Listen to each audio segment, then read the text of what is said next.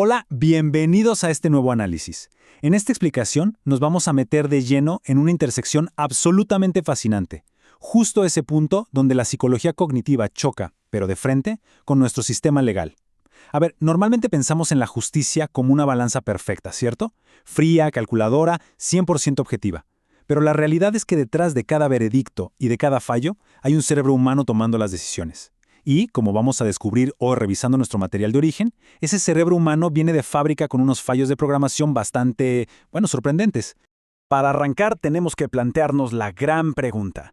Cuando un juez o un jurado se enfrenta a evidencia súper compleja, ¿qué pesa más? ¿Confían en una historia que los atrapa o en las matemáticas puras y duras? Resulta que la investigación nos muestra algo increíble, y es que el cerebro humano sufre un verdadero cortocircuito cognitivo ante este dilema. Nuestra mente literalmente anhela historias que encajen en los moldes que ya tenemos en la cabeza. Entonces, cuando la evidencia científica choca contra una buena historia, casi siempre las matemáticas pierden la batalla. Bueno, para entender todo este enredo, vamos a ir paso a paso. Primero, analizaremos este engaño del cerebro. Segundo, la famosa falacia de tasa base. Luego pasaremos a la negligencia en accidentes civiles. Después al riesgo enorme que hay con el ADN forense. Y cerraremos viendo cómo el sistema judicial intenta defenderse de todo esto. ¡Arranquemos! Punto número 1. El engaño del cerebro y su mecanismo psicológico. Todo esto de los errores legales catastróficos empieza con una peculiaridad psicológica que tenemos súper arraigada. Se le conoce como la heurística de representatividad.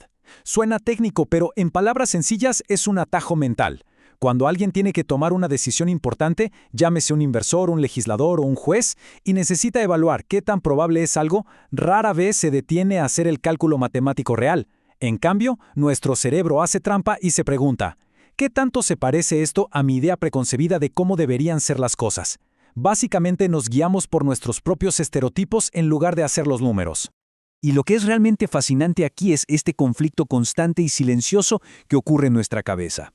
Por un lado nos jala el estereotipo, la narrativa, esa historia que visualmente nos hace todo el sentido del mundo.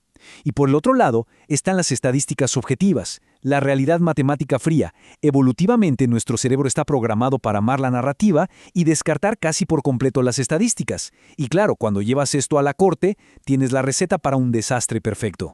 Pasamos al segundo concepto, la falacia de tasa base, que es básicamente el subproducto tóxico de estos atajos mentales. Como nos encantan las historias, caemos directo en esta trampa. Al evaluar probabilidades complejas, la mente humana se distrae facilísimo con la anécdota, con el detalle llamativo y específico del caso que tenemos enfrente. Y al enfocarnos tanto en ese detalle, borramos por completo la probabilidad previa general. Es decir, ignoramos con qué frecuencia ocurre realmente ese evento en toda la población. Para ponerlo en perspectiva, es como quedarnos viendo fijamente las hojas de un árbol, olvidando por completo que estamos parados en medio de un inmenso bosque. Y aquí la cosa se pone seria. Sección 3. Negligencia y accidentes civiles. Llevando este cortocircuito psicológico al mundo de las demandas civiles, donde hay millones de dólares en juego, nos topamos con una doctrina legal antiquísima. En latín se dice res ipsa loquitur, que literalmente significa la cosa habla por sí misma. Esta regla le permite a un jurado inferir o deducir que hubo negligencia simplemente porque, a simple vista, el accidente parece un clásico error humano. Es decir, si visualmente encaja en nuestro estereotipo de negligencia, la ley nos da permiso de asumir que fue culpa de alguien, sin siquiera probarlo directamente. Y si analizamos la realidad, esto ilustra de manera brillante el problema. Los académicos advierten que esta doctrina básicamente vuelve ley un error cognitivo. ¿Por qué? Porque en muchísimos contextos, la verdadera tasa base de accidentes nos dice que las fallas mecánicas espontáneas o inevitables son sustancialmente más comunes que la verdadera negligencia humana. Pero como el jurado está guiado por su atajo mental y por esta doctrina, asumen la culpa casi por instinto.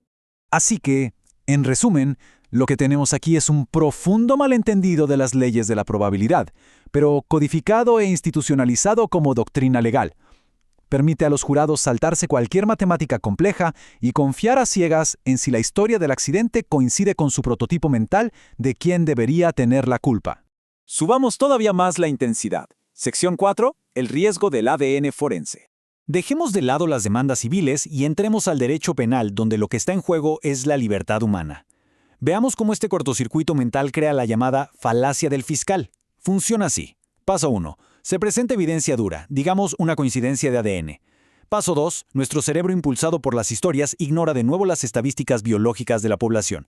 Y paso 3. Saltamos directamente a una falsa suposición de que el acusado específico es el culpable. El punto crucial para entender esto es pensar a gran escala. Imaginen a toda la población de una enorme área metropolitana. Estamos hablando de millones de personas. Cuando un juez o jurado escucha la palabra coincidencia, su visión se vuelve de túnel. Se enfocan solo en esa evidencia individual e ignoran por completo cuántas otras personas en esa ciudad inmensa podrían tener biológicamente y por pura casualidad ese mismísimo rasgo genético. Y es precisamente ahí donde ocurre el colapso total del razonamiento probabilístico.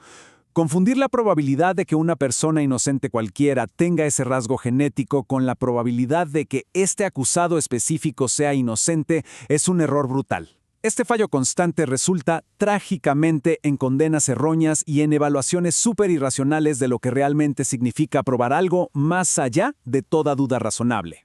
Por último, vamos a la sección 5, los cortafuegos del sistema judicial. Sabiendo todo esto, ¿cómo sobrevive el sistema legal a nuestras propias deficiencias mentales? Bueno, afortunadamente el sistema tiene defensas. Mantiene reglas de evidencia estrictas que actúan como verdaderos cortafuegos institucionales.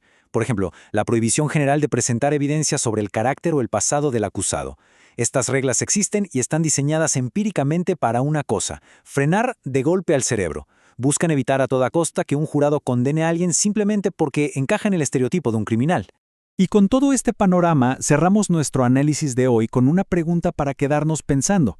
Hemos visto cómo la mente humana distorsiona instintivamente las matemáticas para favorecer una buena narrativa.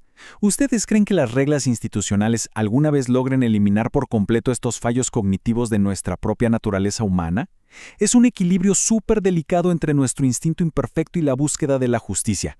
Muchísimas gracias por acompañarnos en esta explicación. Hasta la próxima.